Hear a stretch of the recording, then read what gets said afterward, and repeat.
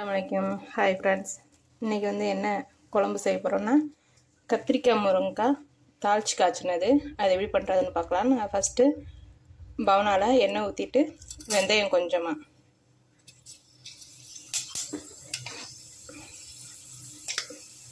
வெந்தயம் பொரிஞ்சதுமே சின்ன வெங்காயம் நான் ரவுண்டாக நறுக்கி வச்சுருக்கேன், அதையும் சேர்த்துக்கலாம்.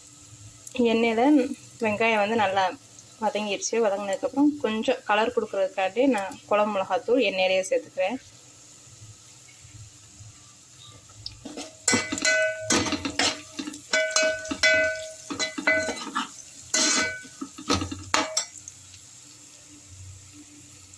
அடுத்து ஒரு பீஸ் மாங்காய்,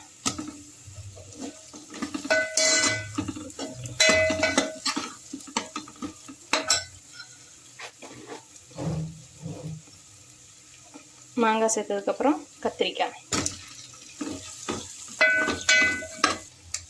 போட்டதுக்கப்புறம் முருங்கைக்காய் சேர்த்துக்கலாம்.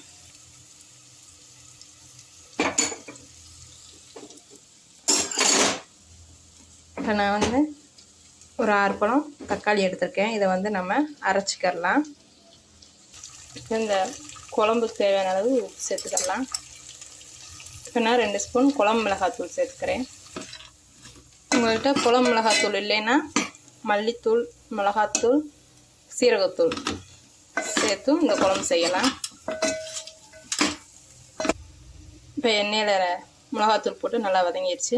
இப்போ அடுத்து நம்ம அரைச்சி வச்சுருந்த தக்காளி அதையும் சேர்த்துடலாம்.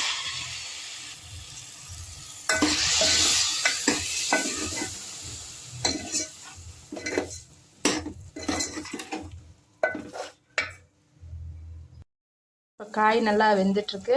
இப்போ அடுத்து நான் கொஞ்சமாக இந்த குழம்புக்கு தேவையான அளவு புளி சேர்த்துக்கிறேன். ஏன்னா நான் மாங்காய் போட போகிறேன். தக்காளியும் நான் ஜாஸ்தி சேர்த்துருக்கேன், அதனால் நான் புளி கம்மியாக சேர்த்துக்கிறேன். இப்போ அந்த காய் வேகிறதுக்கு தண்ணி சேர்த்துக்கிறேன். நான் அரிசி கழுவின தண்ணி தான் சேர்த்துக்கிறேன்.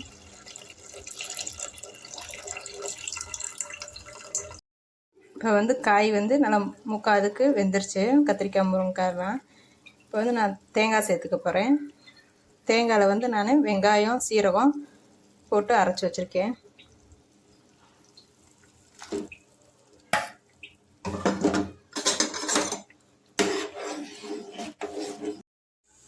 இப்போ குழம்பு கொதிச்சிருச்சு. நம்ம போட்ட காய் வெந்துருச்சு. இப்போ நான் லாஸ்ட்டாக மாங்காய் போட்டுக்கிறேன். மாங்காய் சேர்த்துட்டு அவ்வளோதான், குழம்பு கொதிச்சிருச்சு.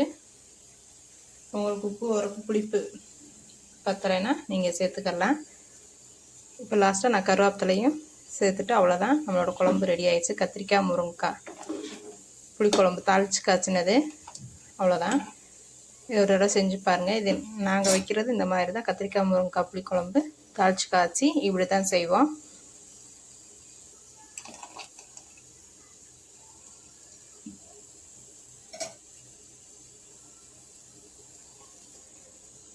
இப்போ நான் குழம்பு வச்சு முடிச்சாச்சு. இப்போ அடுத்து நான் மாங்காய் ஊறுகாய் செய்ய போகிறேன். அது எப்படின்றது பார்க்கலாம். மாங்காய் ஊறுகாய் செய்கிறதுக்கு நாங்கள் இப்போ மாங்காய் தோல் சீச்சிட்டு சின்ன சின்னதாக நறுக்கி வச்சுருக்கேன். வாங்க எப்படி செய்கிறதுன்னு பார்க்கலாம்.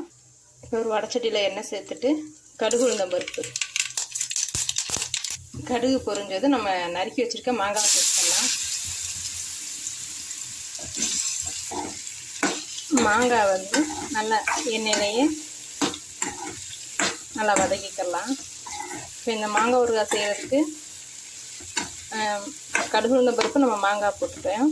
மாங்காய் போட்டதுக்கப்புறமா இதுக்கு தேவையான அளவு உப்பு சேர்த்துட்டு மிளகாத்தூள், லாஸ்ட்டாக வெல்லம், அவ்வளோதான். இந்த இது மாங்காய் ஊறுகாய்னு சொல்லலாம், மாங்காய் பச்சடின்னு சொல்லலாம். மாங்காய் வெந்துருச்சு. வெந்ததுக்கப்புறம் இது கொஞ்சமாக உப்பு சேர்த்துக்கல, அதுக்கு தேவையான அளவு உப்பு. ஒரு அரை வேக்காடு வெந்துருச்சு. அப்புறமா மிளகாத்தூள்,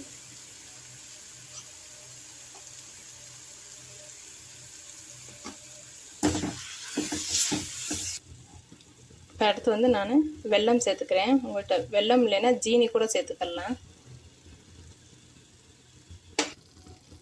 அவ்வளோதான், நம்மளோட மாங்காய் ஊறுகாய் ரெடி ஆயிடுச்சு. வெல்லம் இல்லைன்னா ஜீனி சேர்த்துக்கங்க, டேஸ்ட் நல்லாயிருக்கும். பிடிச்சிருந்தா லைக் பண்ணுங்கள். இப்போ இந்த மாங்காய் ஊறுகாய் வந்து நீங்கள் செஞ்சுட்டு நீங்கள் இதை வந்து ஃப்ரிட்ஜில் வச்சுருந்து ஒரு வாரம் இந்த மாதிரி வச்சு சாப்பிட்லாம். வெளியே வைக்கக்கூடாது. ஃப்ரிட்ஜில் இருந்தால் ஃப்ரிட்ஜில் வச்சு சாப்பிடுங்க. அவ்வளோதான் நம்மளோட கத்திரிக்காய் முருங்கைக்காய் புளிக்குழம்பு, வெள்ளை சாப்பாடு, முட்டை ஆம்லேட் பண்ண மாங்காய் ஊறுகாய்.